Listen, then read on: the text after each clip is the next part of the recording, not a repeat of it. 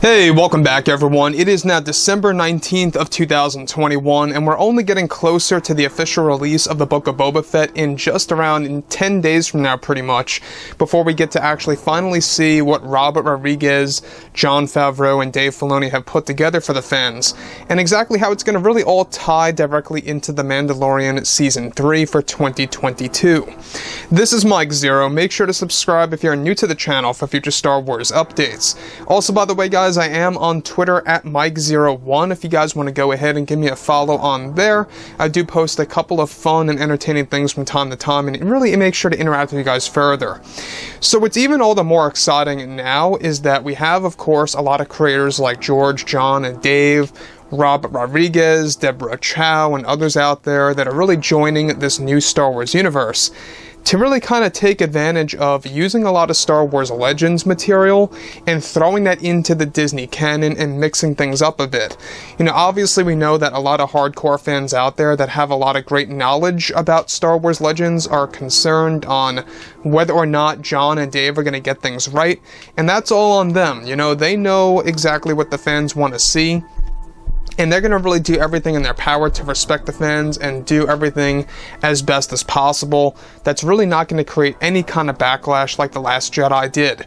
So here we are, you know, it's the end of 2021. It's crazy how time just flies by. We're entering into 22, which is going to be by far the busiest year for Star Wars, not just for Disney and Lucasfilm, but also for the fans to engage in several Star Wars TV shows that will debut in that year.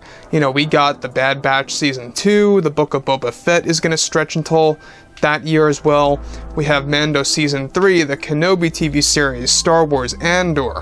I mean, we essentially have like 5 TV shows for 2022 and more to arrive in 23.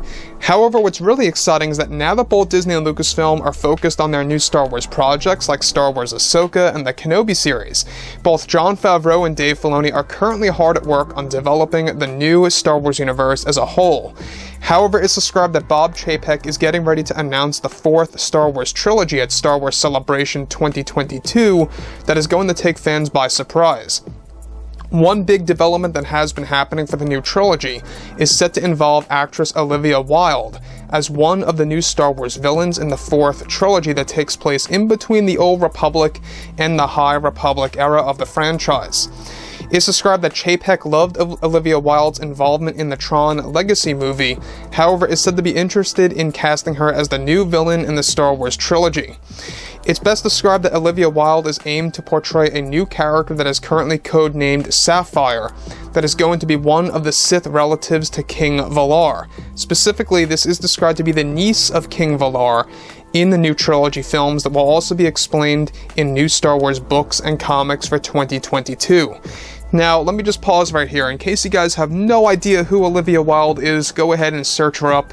If you guys have seen Tron Legacy, you know exactly who I'm talking about. You can see that she is very well suitable for portraying a villain. She has that look, she has those eyes to portray a villain, and it makes a lot of sense. And she does have that Sith-esque look. So I can see as to why Disney would want to grab her for this new trilogy of movies. And not just that, what better way to do this because she's also affiliated with Disney. Tron Legacy is a movie by Disney, and it makes a lot more sense. So obviously, Olivia Wilde, she's been in a handful of movies out there, you know, a lot of comedies, some dramas here and there. Tron Legacy was her big action debut. I mean, she did a fantastic job in that, I believe at least. And you can see, you know, her stunts that she provided in that movie if you guys go ahead and check out the Tron Legacy club scene. So, moving beyond this, the character design is said to sport an outfit that is similar to Dark Rey's from Episode 9, however with a raised collar and a curved lightsaber blade that is going to be a brand new lightsaber type in Star Wars world as a whole. Sapphire is described to be a ruthless Sith that is planned to try and hunt down the Sith princess of Exegol, that poses a risk of turning to the light side of the Force, which will be played by actress Gal Gadot of the Wonder Woman films. The 4th trilogy is said to be a story of conflict about dark side users and the Sith royal family at risk of losing one of their relatives to the light side of the Force. So essentially you can see that this trilogy is going in reverse, where the originals were all about, you know, characters falling to the dark side like Luke, of how basically Vader and Palpatine eventually want to turn Luke to the dark. Or if you look at the prequels, it's all about Anakin Skywalker falling to the dark side. Same exact thing, you know, with that as well. This trilogy, however, is going in reverse, where it's more so a concern about a character falling to the light. And that to me is very interesting, because this is actually going to give us the perspective of a Sith family. So further down the road, Olivia Wilde is described to be very excited to join the Star Wars universe, and has already had multiple conversations with Bob Chapek about joining these new movies for the new era that will take place in both the unknown regions and the forbidden regions of the galaxy. In case you guys didn't know, the forbidden regions is going to be a brand new area of the galaxy for this new trilogy of films that has yet to arrive on the map of the galaxy of Star Wars. So basically what Disney is doing is that they are expanding the galaxy, showing us an area that has yet to be unveiled. Moving on from that, not just that, however, but actor Keanu Reeves, who is set to play King Valar, is set to also wield a curved saber blade as well in the new trilogy. Essentially, Disney is trying to do what they did with the sequels by introducing a new saber type to not only create new merchandise, but to also change things up a bit and create a form of uniqueness to the new trilogy.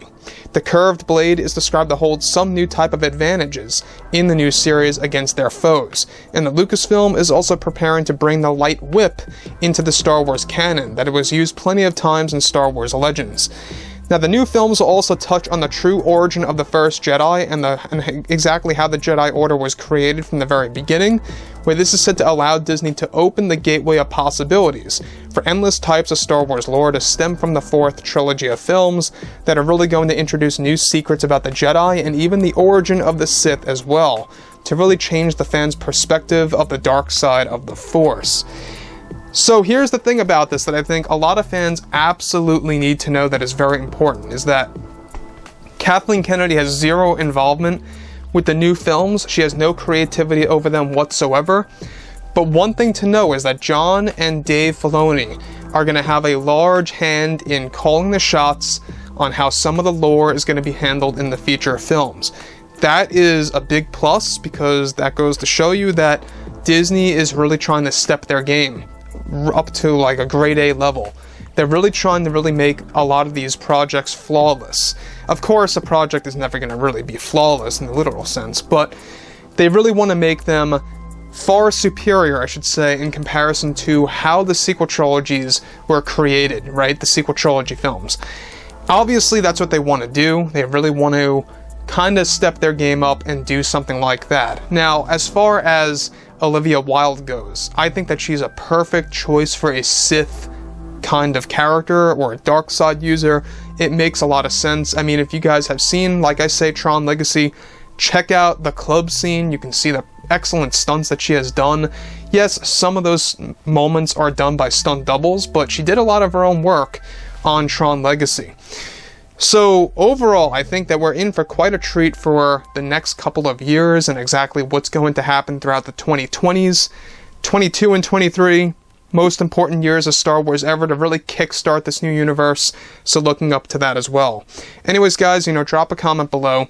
Let me know about all of this in the comments, and if you guys did enjoy the content for today, do make sure to drop a thumbs up on this video to support the channel. I thank you all so very much for the kind support, and I'll catch you guys next time.